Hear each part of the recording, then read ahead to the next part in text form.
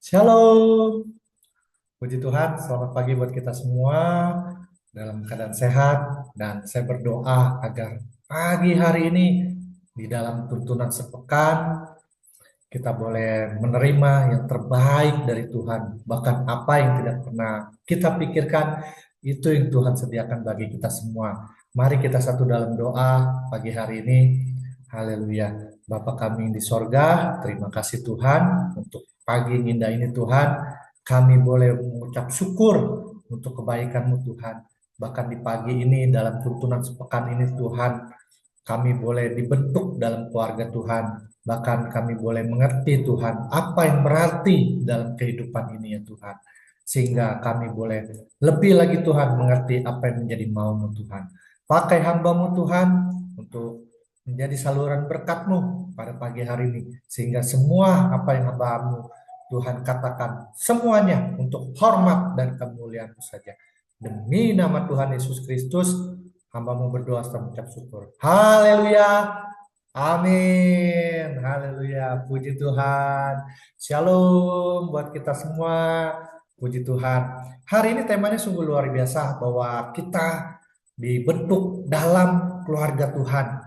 Dalam tuntunan sepekan ini saya berdoa biar kita semua terus hidup di dalam pimpinan dan penyertaan Tuhan, bahwa bagi Tuhan tidak ada yang mustahil. Dan mari pagi hari ini mulai dengan penuh ucapan syukur dan kita boleh melihat campur tangan Tuhan, bahwa di dalam pembentukan keluarga Tuhan ternyata itu perlu campur tangan Tuhan, perlu penyertaan Tuhan. Dan hari ini kita boleh baca di dibentuk bagi keluarga Tuhan, dan mari kita baca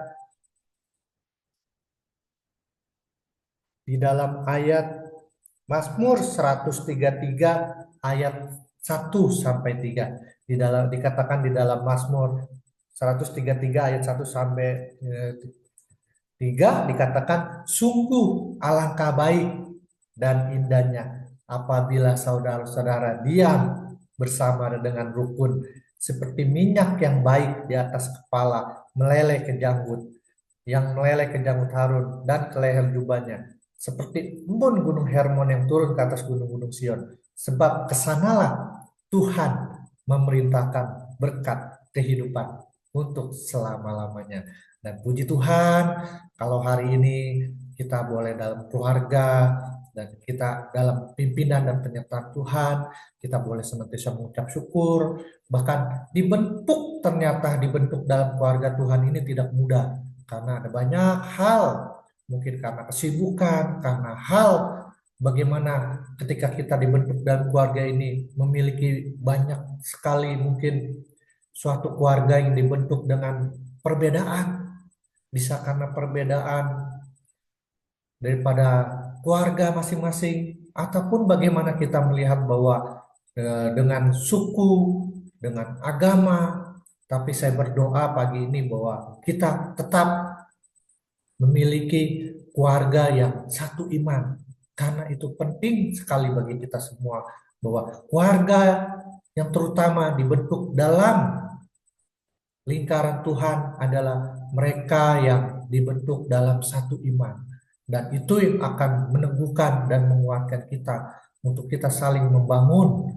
Dan dikatakan di Mazmur 133 bahwa alangkah baik dan indahnya bila kita diam bersama dengan rukun. Dan pagi hari ini saya mau ajak kita semua untuk ingat bahwa dibentuk dalam keluarga Tuhan, di mana di dalam segala perbedaan yang ada, kita membangun keluarga itu tidak mudah. Bisa berbeda karena pendapat, bisa perbedaan karena kebiasaan, karena hal-hal yang mungkin dibangun di keluarga kita masing-masing.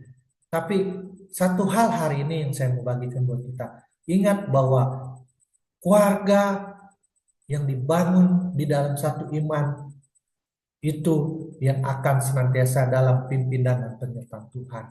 Bahwa keluarga yang dibangun dengan iman yang sungguh kepada Tuhan itu perlu suatu langkah-langkah, perlu suatu hal yang terus diperbarui hari lepas hari.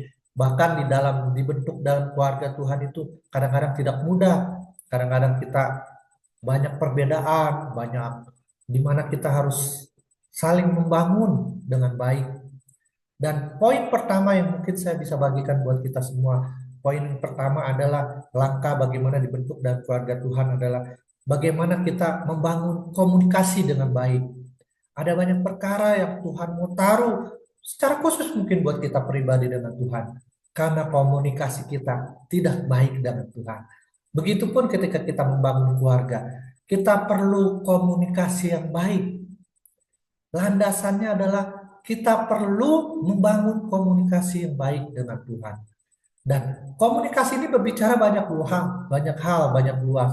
Kadang-kadang kita sebagai kepala keluarga lupa untuk bahwa segala sesuatu mungkin yang dalam hati kita bisa bicarakan dengan istri kita. Kita bangun komunikasi kita dengan kata-kata yang mungkin yang baik yang bisa membangun.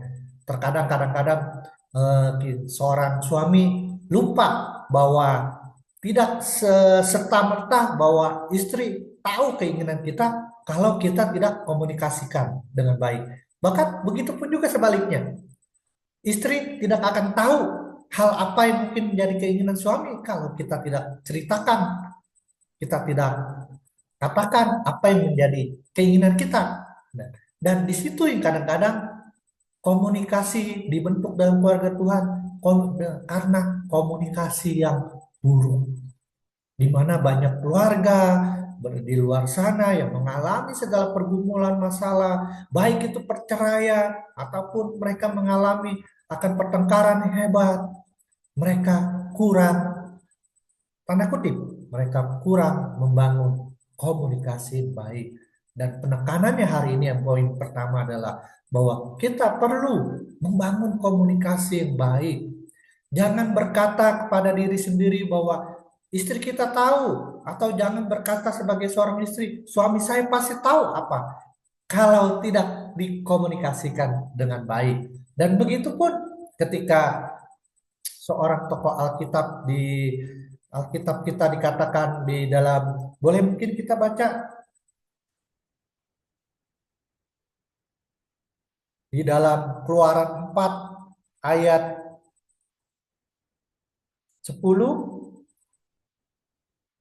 Di dalam Keluaran 4 ayat 10 dikatakan, lalu kata Musa kepada Tuhan, ah Tuhan, aku ini tidak pandai bicara, dahulu pun tidak, dan sejak engkau berfirman kepada hambamu pun tidak, sebab aku berat mulut dan berat lidah. Di mana dikatakan dalam Keluaran 4 ayat 10 dikatakan bahwa siapa Musa ini ketika dia merasa dia tidak pandai bicara, tidak pandai bicara. Dahulu pun dia tidak pandai bicara, tetapi sejak Tuhan berfirman kepada hambamu sejak, sebab dia katakan dia berat mulut dan berat lidah. Nah, berbicara berat mulut ini kadang-kadang kita alami gitu.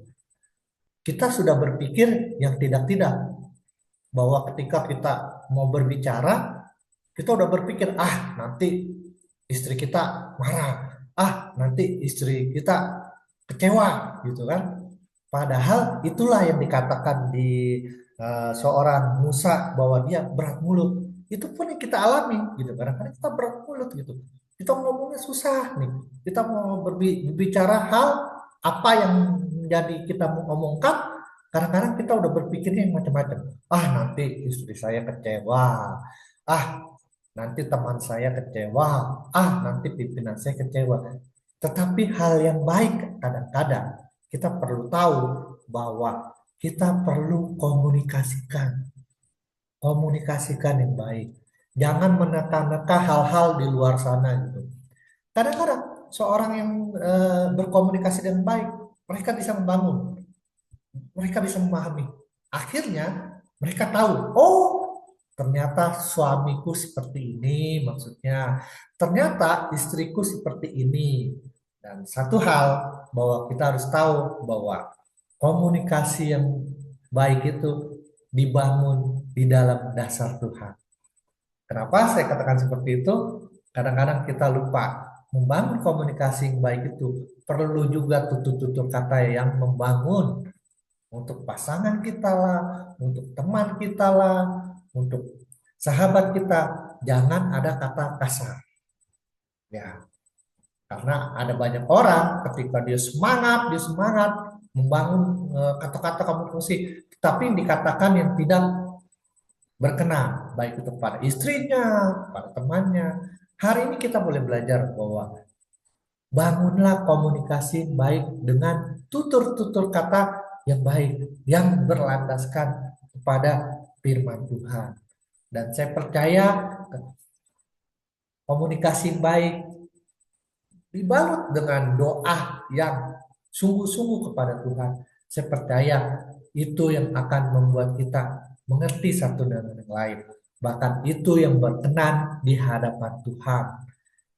Dan saya mau katakan bahwa itu pun saya lakukan, membangun bagaimana saya membangun komunikasi dengan baik dengan pimpinan, dengan tempat di mana saya kerja, dengan keluarga. Terlebih beberapa hari yang lalu saya mengalami juga bagaimana saya nggak mengerti bagaimana pola pikir akan daripada seorang pimpinan. Tapi ketika kita berbicara, ketika kita mulai untuk membangun komunikasi, ternyata kita baru tahu, gitu kan? Karena selama ini kita tidak tahu apa yang menjadi keinginan dia.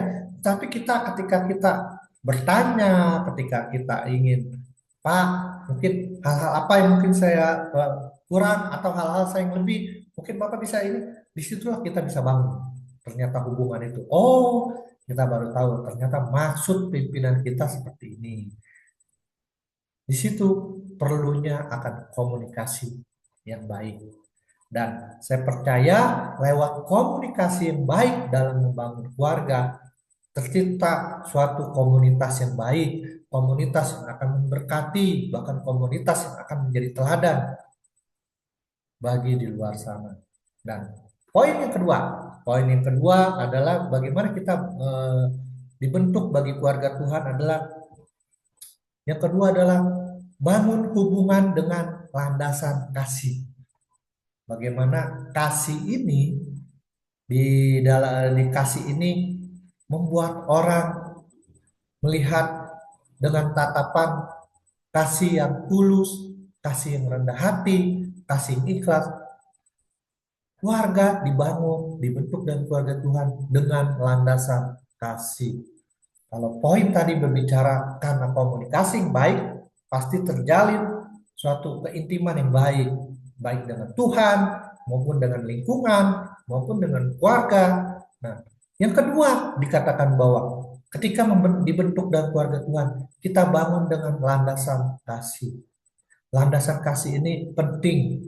Bagaimana kita bisa tahu bahwa ketika kita pun mengalami pertobatan yang sungguh dengan Tuhan, ketika kita mengalami akan kasih Tuhan lewat pertobatan kita, lewat lahir baru kita, itu pun karena kasih Tuhan.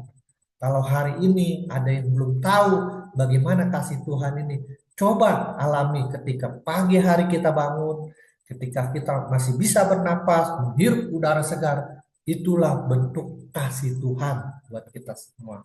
Dan saya berdoa pagi hari ini, bagaimana kita bisa membangun landasan kasih adalah dikatakan di dalam Alkitab.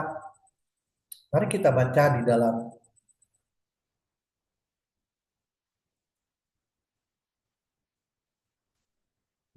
Keluaran, di dalam Keluaran 20, di dalam Keluaran 20, mari kita sama-sama kita bisa lihat di Alkitab kita di dalam Keluaran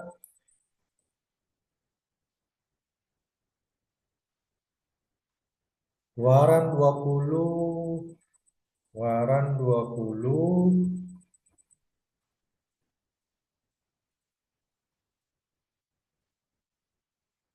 di mana di dalam dari 10 ke 10 firman dalam Keluaran 20 di di dalam Keluaran 20 itu dikatakan bahwa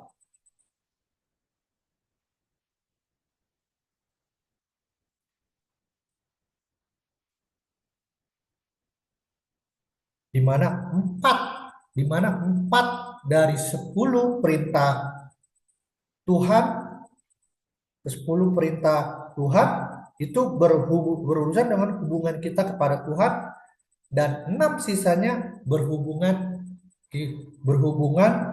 dengan hubungan kita dengan orang lain. Artinya bahwa hubungan yang ke-10 firman Tuhan itu berbicara dengan lebih banyak kepada hubungan kita dengan orang lain. Artinya di dalam hubungan kita dengan orang lain perlu adanya kasih, gitu. Karena tanpa ada kasih, bagaimana orang bisa melihat Tuhan? Bagaimana orang dapat melihat teladan kita? Gitu. Kenapa saya katakan kasih Tuhan dilihat dari kita? Karena lembaran hidup kita itu akan menjadi, gaya hidup kita itu akan menjadi warna bagi orang yang belum mengenal Tuhan. Ketika mereka tahu bagaimana seorang yang sudah dipulihkan, mengalami pertobatan, dia akan menularkan kasihnya itu kepada orang lain. Bagaimana ketika kita dibentuk dalam keluarga Tuhan, ketika kita tanpa landasan kasih, hasilnya adalah nol. Karena kekristenan berbicara hubungan intim dengan Tuhan, berbicara tentang kasih. Dan kasih itu perlu kita terus intim dengan Tuhan.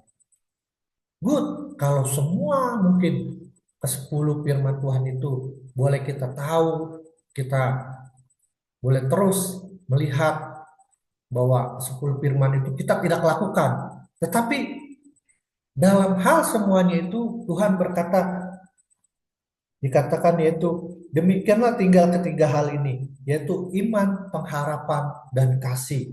Dan yang paling besar diantaranya adalah kasih.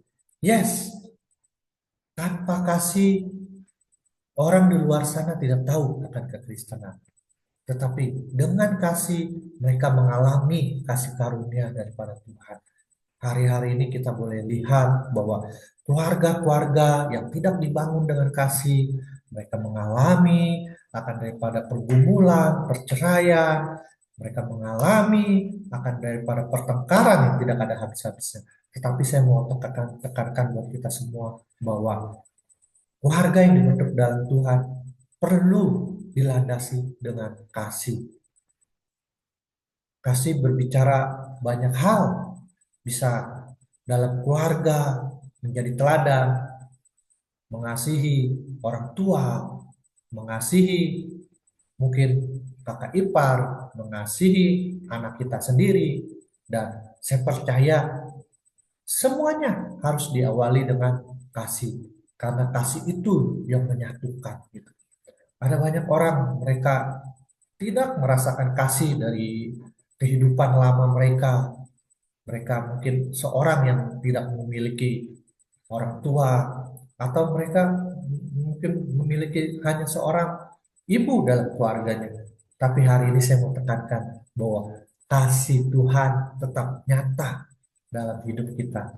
Bahwa ketika kita membangun akan daripada suatu hubungan dengan kasih, kasih itu yang akan memimpin kita untuk hidup jadi lebih baik lagi. Bahkan karena kasih itu membuat orang lain mengenal Tuhan. Dan saya berdoa bahwa kita harus terus hidup di dalam kasih akan Tuhan. Mari yang sudah mengenal Tuhan, yang sudah sungguh-sungguh di dalam Tuhan, tebarkan kasih itu bagi sekitar kita.